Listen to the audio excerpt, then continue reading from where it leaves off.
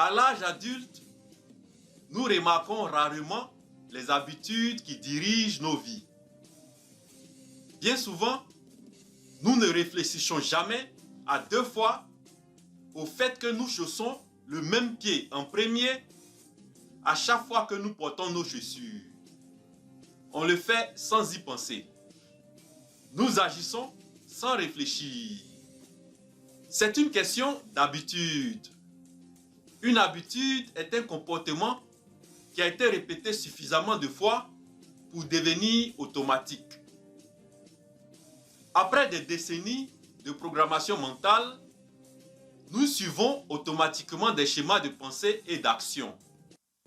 Si vous vous êtes déjà demandé pour quelle raison vous n'arrêtez pas de fumer, comme vous l'avez dit que vous allez le faire, pourquoi vous n'arrêtez pas de boire les boissons alcoolisées, comme vous avez dit que vous allez le faire, pourquoi vous n'avez pas commencé votre propre activité, ou pourquoi vous ne perdez pas de poids, comme vous avez dit que vous allez le faire.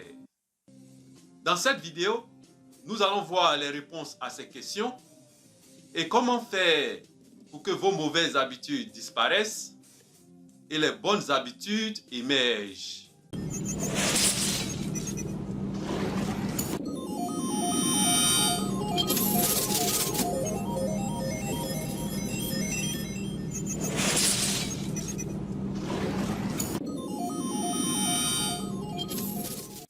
Pourquoi c'est facile de répéter les mauvaises habitudes et c'est difficile de créer les bonnes habitudes? C'est difficile de se débarrasser des mauvaises habitudes pour deux raisons.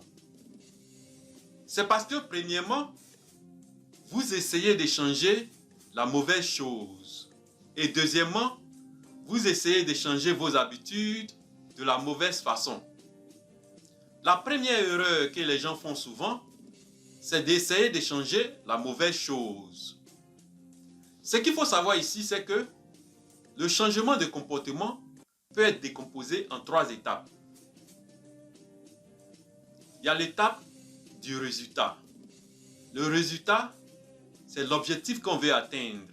Par exemple, perdre du poids, arrêter de fumer ou arrêter de boire les boissons alcoolisées. Il y a l'étape du processus, ce qu'on doit faire pour pouvoir atteindre ce résultat.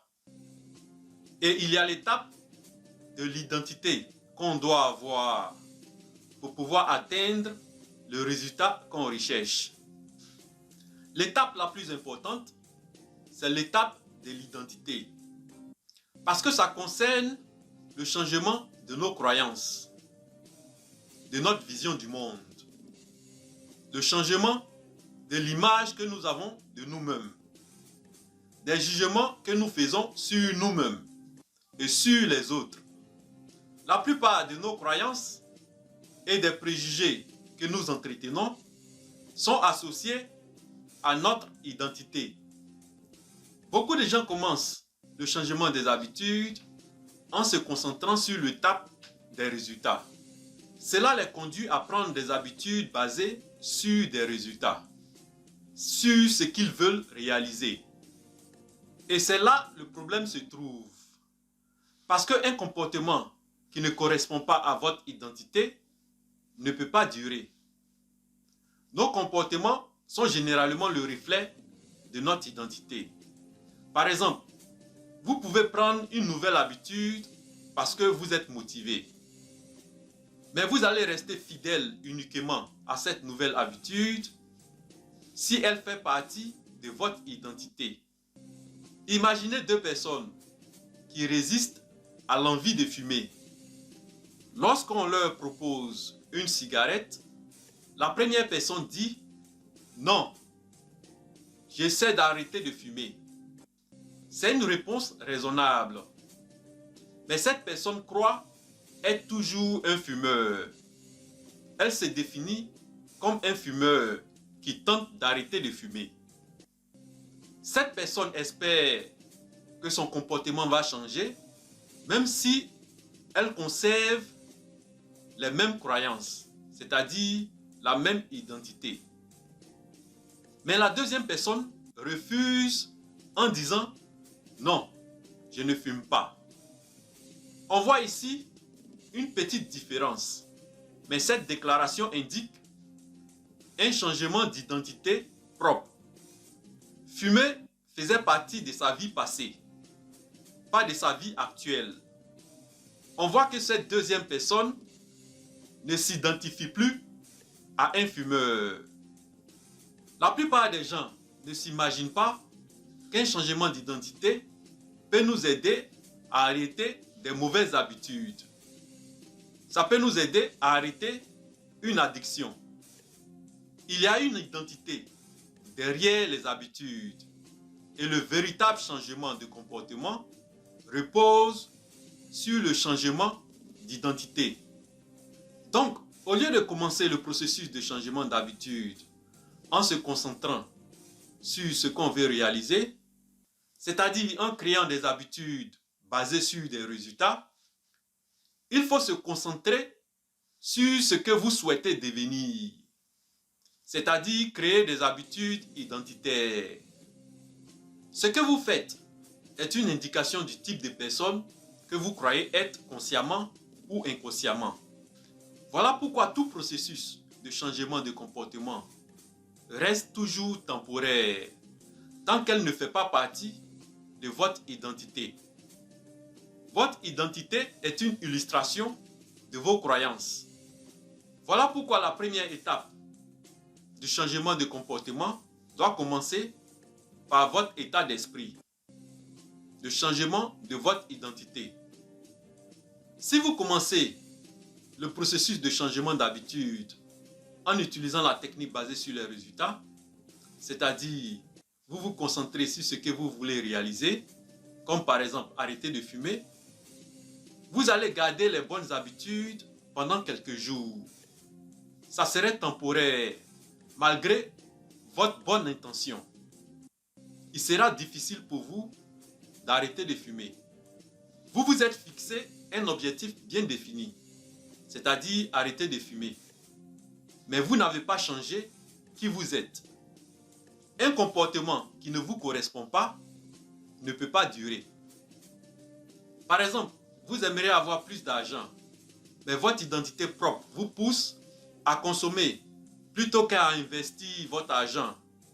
Vous allez continuer à dépenser au lieu de gagner plus d'argent. Il est difficile de changer vos habitudes si vous ne changez jamais les croyances cachées qui ont conduit à votre comportement passé. Ce que vous devez faire, c'est d'entamer le processus de changement d'habitude en utilisant la technique basée sur l'identité, le changement d'identité. Par exemple, l'objectif n'est pas de lire un livre, mais de devenir un lecteur. L'objectif n'est pas de courir un marathon, mais de devenir un coureur. L'objectif n'est pas d'apprendre à jouer un instrument, mais de devenir un musicien. L'objectif n'est pas d'arrêter de fumer, mais de devenir un non-fumeur. Si on prend l'exemple de quelqu'un qui veut écrire un livre, l'objectif, ce n'est pas d'écrire un livre, c'est de devenir un écrivain. Chaque jour que vous écrivez, vous incarnez l'identité d'une personne créative, l'identité d'un écrivain. Plus vous répétez un comportement, plus vous renforcez l'identité associée à ce comportement-là. Si une personne intègre le sport à son identité propre, il n'a pas besoin de se convaincre de s'entraîner. Il agit simplement comme le type de personne qu'il croit déjà être. Votre identité émerge de vos croyances et est renforcée par vos habitudes. En fait, le mot identité est une dérivée de deux mots latins. Le premier mot, c'est essentitas, qui signifie être. Et le deuxième mot, c'est identidem, ce qui signifie plusieurs fois. Et quand vous mettez ces deux mots latins ensemble, ça donne votre identité est littéralement votre être répété. En vous entraînant chaque jour, vous incarnez l'identité d'une personne sportive. Chaque jour que vous écrivez, vous incarnez l'identité d'une personne créative. Chaque jour que vous ne fumez pas, vous incarnez l'identité d'une personne non fumeur. Plus vous répétez un comportement, plus vous renforcez l'identité associée à ce comportement. Donc pour finir cette vidéo, je vais dire que tout objectif d'arrêter une addiction est voué à l'échec si elle va à l'encontre de votre identité. Et dans une prochaine vidéo, nous allons voir les 4 lois du changement de comportement. D'ici là, on se revoit dans une autre vidéo. Comme d'habitude, likez, partagez et abonnez-vous.